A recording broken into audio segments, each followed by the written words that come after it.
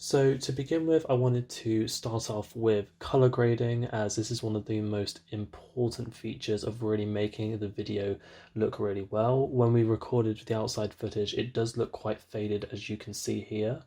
And I first tried to kind of find a way of really making the colors pop a lot more. So I'm just trying to drag here a scene where we can get a still shot, and then I go to color at the top, and if we drag it along here, we've got a nice clean shot right there.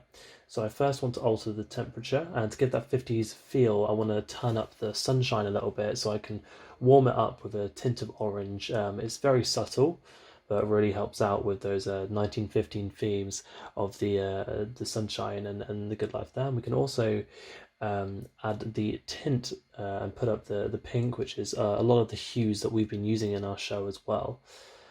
It gives off a lot of the girly vibes that we wanted and campy vibes that we wanted to give off in this show too. Now we can turn up the exposure a little bit, but it does seem to create really harsh whites within this, so we're actually going to keep it the same.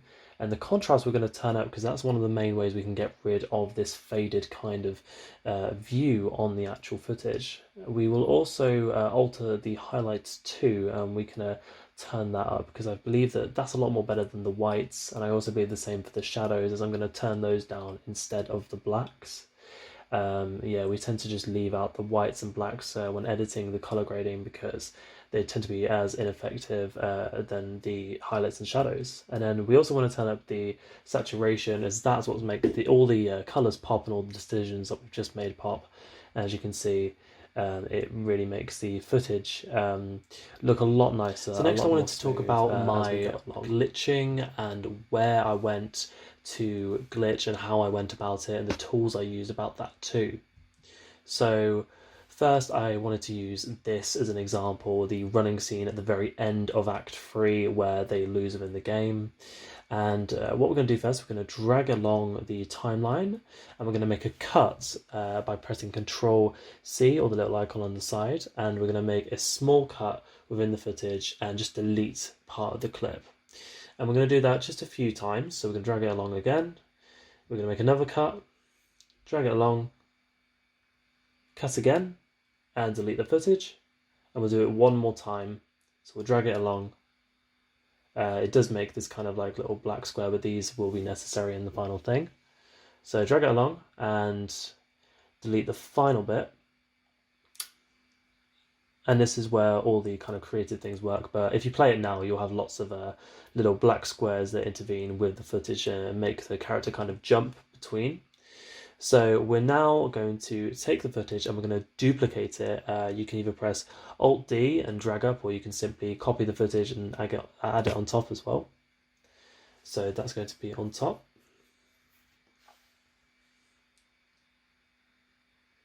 And then we're going to go to the Effects tab, which is at the top over here.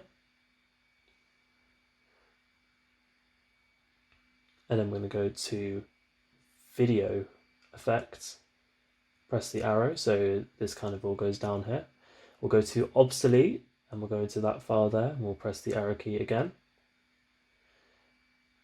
And then we want to go into Arithmetic, and we want to drag that on top onto both of the duplicates that we've just made.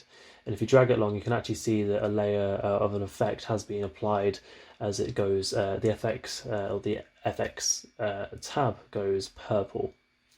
And if we go into the side panel here, then we can actually see at the bottom that arithmetic has been applied, and we will be using that tab in just a moment. So we want to change the operator to max, then turn the opacity down, as we can actually see the footage again. I like to go for around 56 to 52, it's a good number usually. And then for the first one, we're going to turn the red value, we're going to go all the way up with that, and you'll see this really quite harsh red hue go over the top. This will be used for a reason though. We then want to scroll back up, and we want to go to the position, and we want to drag it just ever so slightly off the footage, and you may see that it's a little bit off-centered at the bottom, so we can actually get the scale and drag that up just slightly, and what you'll be able to see is that everything has got this little glare to it now. Even the characters have got duplicates of themselves to the side of them, and this is what we're going to be using for the glitch system. We're going to make another duplicate now, and it gets even harsher and even more kind of crazy now. So what we can do is we can move the position once again in front, and I think it creates an even better kind of look towards it. But we can also drag up other colours as well. I also usually go for blue because that's quite a nice, the red and blue kind of contrast together nicely, and really give off a kind of wavy effect that needs to go into the glitching that happens with the characters. And so I'm just going to do this one more time with the final glitch, and we want to do this for every other bit of footage that we do, just so we've got that bit of differentiation. So we'll go, and actually we can keep the operator on Zor this time, and we can turn the red value up. That's also a nice one we can use. It doesn't have to be max all the time.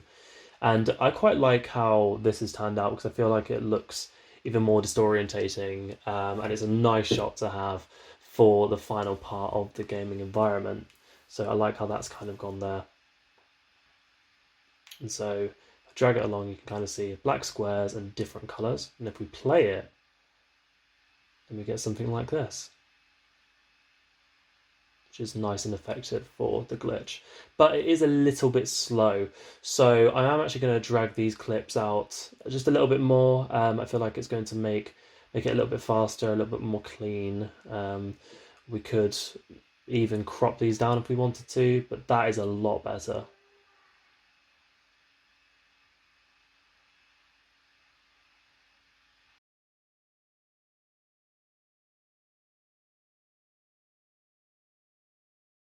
So finally, I want to talk about sound. And sound's one of the most important things about this because I believe that there are some problems when you've got lots of different footage, lots of different takes, and you're trying to integrate different sounds together. Obviously, we use a mixture of the boom mic and we also use the microphones in the studio. So these pieces of footage that I'm going to show here, they do not go together whatsoever. What do you think we're doing? We know who and what you are, and we're not going to let this happen. What do you think we're doing? You will hear how the differentiation kind of occurs here and what we can do to solve this.